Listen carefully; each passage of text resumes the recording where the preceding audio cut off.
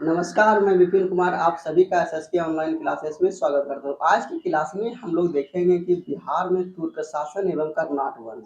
तो हम लोग पहले आते हैं बिहार में तुर्क शासन। तो तुर्क शासन की स्थापना किसने की थी? बख्तियार खिलजी ने की थी। बख्तियार खिलजी कौन थे? कुतुबुद्दीन ऐबक का दामाद था। अब यहाँ पर देखेंगे जिस समय बिहार में तुर्क शासन चल रहा था उस समय उत्तर बिहार में कर्नाट वंश का शासन चल रहा था। उसके बाद देखेंगे कि बख्तियार खिलजी से जुड़े प्रमुख घटना यानी कि तुर्क शासन काल में बख्तियार खिलजी से जुड़े प्रमुख घटना कौन कौन से हैं, ये क्वेश्चन थोड़ा इंपॉर्टेंट बन जाता है। तो बख्तियार खिलजी से जुड़े दो चार पॉइंट है उसे हम लोग देखेंगे। तो बख्तियार खिलजी से जुड़ा पहला पॉइंट क्या है? उदंतपुरी बिहार की विजय की। कब की? 1198 में। किसने की? बख्तियार खिलजी ने। उसके बाद उदंतपुरी बिहार कहाँ है? तो बिहार शरीफ में। बिहार शरीफ नालंदा में है। उसके बाद हम लोग दूसरा पॉइंट देखेंगे, उदंतपुरी नालंदा एवं विक्रमशिला विश्वविद्यालय को नष्ट किसने किया? तो बख्तियार खिलजी ने किया। कैसे किया? तो आग लगाकर किया। तीसरा पॉइंट देखेंगे, सेन वंश के शासक लक्ष्मण सेन की राजधानी नदिया पर आक्रमण कर लिया और लखनौती को अपनी राजधानी बना लिया। ये तीसरा पॉइंट था। चौथा पॉइंट क्या है? तो बख्तियार खिलजी की हत्या उसी के एक अधिकारी अली मर्दान ने कर दी। किसने की? अली मर्दान ने कर दी और उसे बिहार शरीफ के इमादपुर में दफना दिया गया। कहाँ दफना दिया गया? बिहार शरीफ के इमादपुर में दफना दिया गया। अब उसके बाद हम लोग दूसरा देखेंगे कर्नाट वंश। कर्नाट वंश पहले देखेंगे किस क्षेत्र में शासन कर रहे थे। तो ये बिहार का मैप है, तो उत्तर बिहार में शासन कर रहे थे। किस क्षेत्र में? तिरहुत और मिथिला के क्षेत्र में।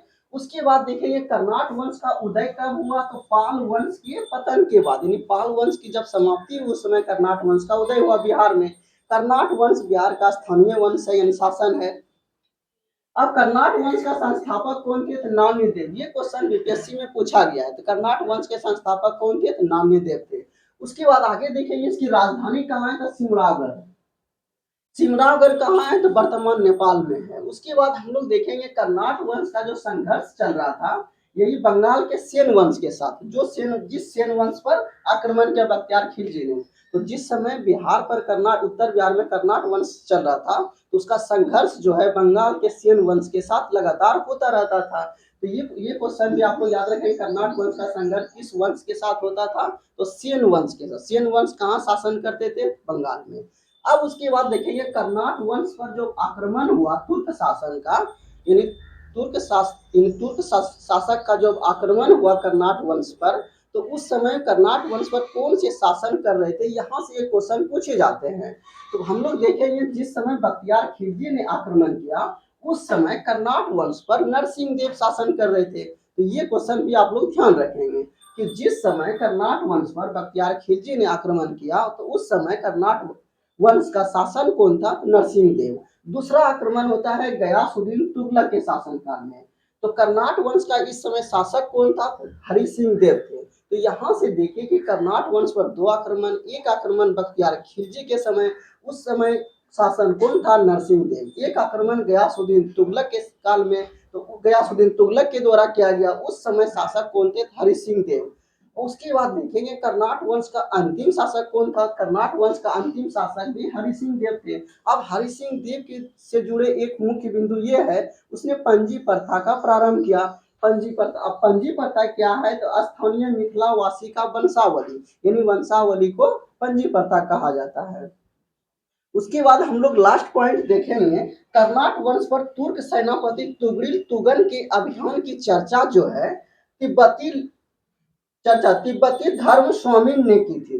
यानी कर्नाट वंश पर तुर्क सेनापति तुगरिल तुगन ने जो अभियान किया उसकी चर्चा जो है तिब्बती धर्म स्वामी ने की है। धर्म स्वामी ने की है। तो ये आप लोग याद रखेंगे। जिस तरह से यहाँ बख्तियार खिलजी ने आक्रमण किया, गयासुद्दीन तुगलक ने आक्रमण किया, उसी समय कर्नाट वंश पर तुर्क सेनापति तुगरिल तुगन ने आक्रमण किया। तो उसका वर्णन कहाँ मिल, उसका यानी कि चर्चा किसने की?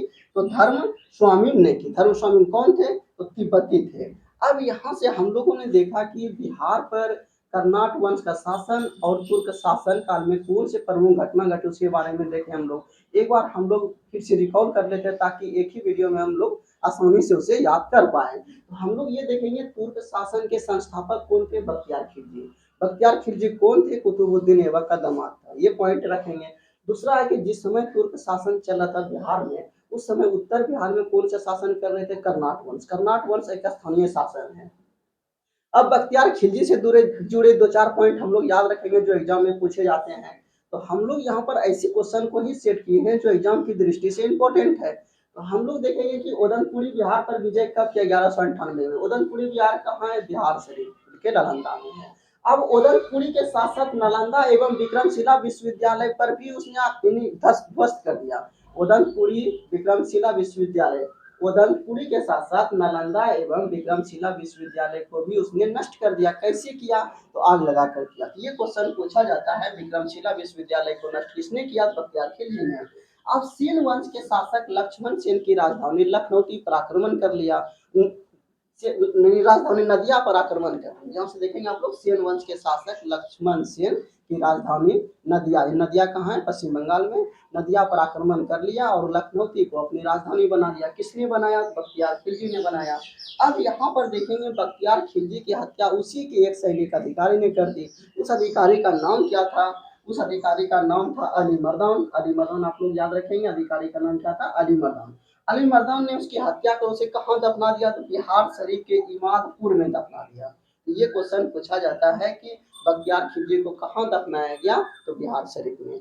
उसके बाद हम लोग कर्नाट वंश आ जाएंगे। कर्नाट वंश किस क्षेत्र में शासन कर रहे थे? तो उत्तर बिहार में शासन कर रहे थे। किस क्षेत्र में? तिरहुत मिथिला के। उदय कब हुआ? पाल वंश के पतन के बाद। संस्थापक कौन थे? नामदेव। राजधानी सिमरागढ़। सिमरागढ़ कहाँ है? नेपाल में। उसका संघर्ष किस वंश से चल रहा था? सेन वंश। सेन वंश कहाँ शासन कर रहे थे? पश्चिम बंगाल में। अब कर्नाट वंश पर कुछ आक्रमण होते हैं, उसको हम लोग देख लेंगे। तो पहला आक्रमण होता है बख्तियार खिलजी का। उस समय शासन कौन कर रहे थे? नरसिंह देव। दूसरा आक्रमण होता है गयासुद्दीन तुगलक का। उस समय आक्रमण कौन कर रहे थे? शासक कौन थे? हरि सिंह देव। ये दो क्वेश्चन इंपॉर्टेंट हो जाते हैं, एग्जाम की दृष्टि से पूछे जाते हैं कि जिस समय बख्तियार खिलजी कर्नाट वंश पर आक्रमण करते हैं, उस समय शासन कौन थे? नरसिंह देव। गयासुद्दीन तुगलक जिस समय आक्रमण करते हैं, उस समय शासक कौन थे? हरि सिंह देव। अब कर्नाट वंश का अंतिम शासक कौन था? तो कर्नाट वंश का अंतिम शासक हरि सिंह देव थे। हरि सिंह देव से जुड़े एक मुख्य बिंदु था, तो उसने पंजी प्रथा का प्रारंभ किया। पंजी प्रथा क्या है? वंशावली है। और लास्ट क्वेश्चन हम लोग देखेंगे, तीसरा जो होता है, कर्नाट वंश पर तुर्क सेनापति तुगिल तुगन के अभियान की चर्चा तिब्बती धर्म स्वामी ने की है। तो उम्मीद है कि आप लोग को ये वीडियो अच्छी लगी होगी। आप लोग इसे अच्छे से पढ़ें ताकि याद हो सके और एग्जाम में अच्छे नंबर ला सके। धन्यवाद।